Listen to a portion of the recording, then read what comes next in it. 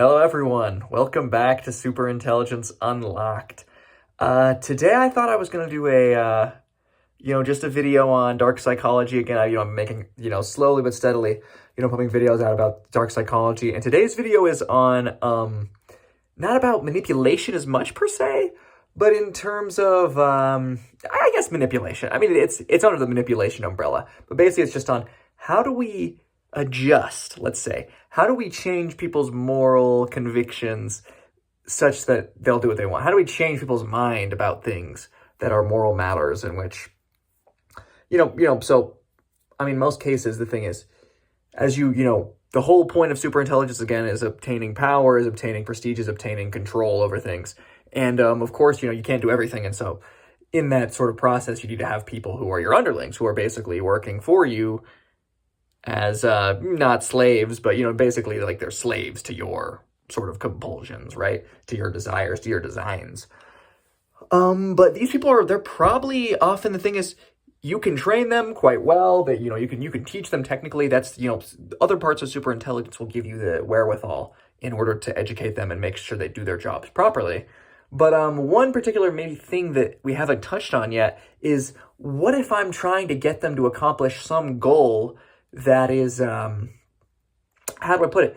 Maybe, I don't want to say dubious, because if it's part of your designs, there's nothing immoral with it. But it might break common sense. Let's say it goes against some tenet of, common sense morality of, intuitive, not intuitive, of, just like kind of ingrained cultural norms, right?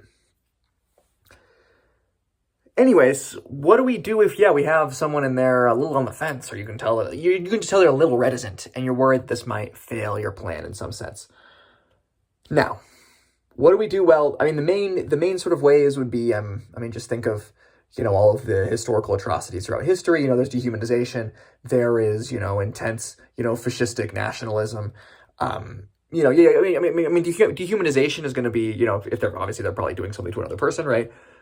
So, that's probably your best, your most straightforward bet. But I'm sure if, your superintelligence has already thought of that, and you've already been working that in somewhat of your schemes already in terms of, because the thing is, you want them to remain loyal to you. And so you can't have them be a whole, because here might be some bad advice I could give you, right? My bad advice might be to point out that there is no moral, none of this morally matters at all, right?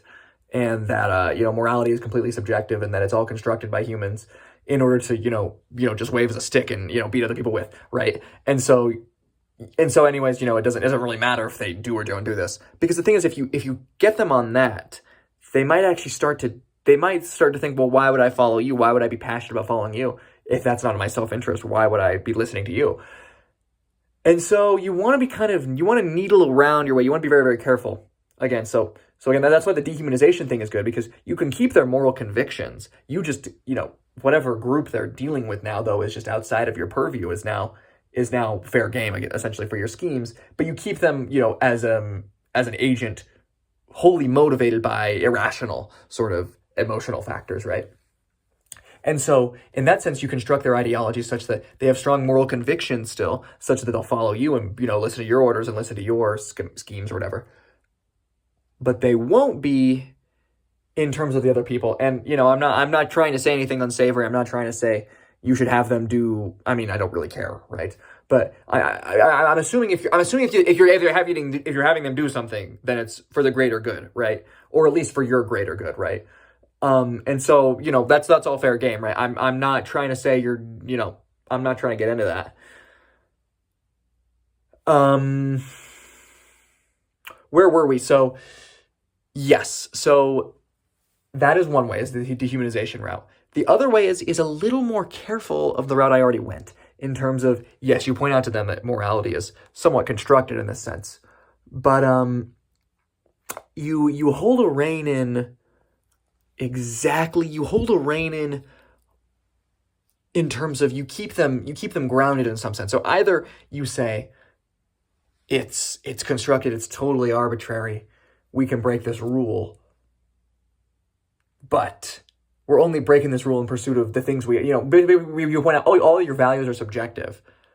But, so in terms of all your other values, it would be really convenient if you dropped this one value, right? So, if you're trying to make them, lie or,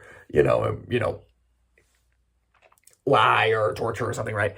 Then you just say, oh, this value you have towards honesty, it doesn't comport with your values that you have around, promoting the well-being of whatever ideology you've implanted inside their head, right? And so you can kind of say, well, these sort of values, like, let's be real, these values are more important in some sense. And by that should take precedence, right? That by that it's for your own self-interest. You can't please all of your values at once. And so you should recognize that some of them, you should recognize that they're all arbitrary to an extent, and you can throw out a handful of them if they will help the other values, right? Honestly, you can kind of do that. Here's the thing is, you can kind of do that with your you can kind of do that, like, if you want to keep them, like, even not on, like, this sort of nihilism trait, you can just say, like, oh, like, you can just kind of use, I'm assuming, like, again, you've not tried, like, just the obvious stuff, like, oh, greater, this is for the greater good. You gotta break the rules one time, right? You tried all the consequentialist sort of stuff, right? The next sort of move, though, is it's gonna be something along the lines of, if maybe, like, you're more,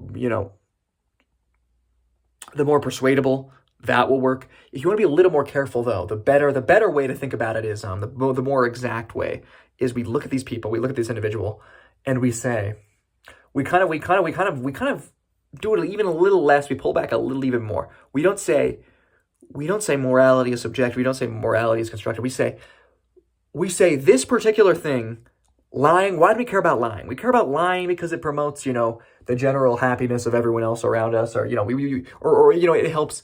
Lying is wrong because it breaks promises to our family or to our friends or to our acquaintances, or it hurts them in some sense, right? And lying in and of itself is not intrinsically valuable if it's not doing any of those things for us. Now, usually it does. And in this instance, however, our family or your friends or, your ideology or your, compatriots, they're going to be harmed if you don't tell this liar, if you don't, extract this information out of this particular individual and by any means necessary. They're going to be harmed severely if you do not do this. And therefore, we can recognize that this value is an instrumental one, and it's not a competent instrument in this moment. So, those are just a handful of dark They're very dark psychology-esque, because it gets to the heart of morality, which is entirely psychological. So, anyways, that should explain that. So, okay.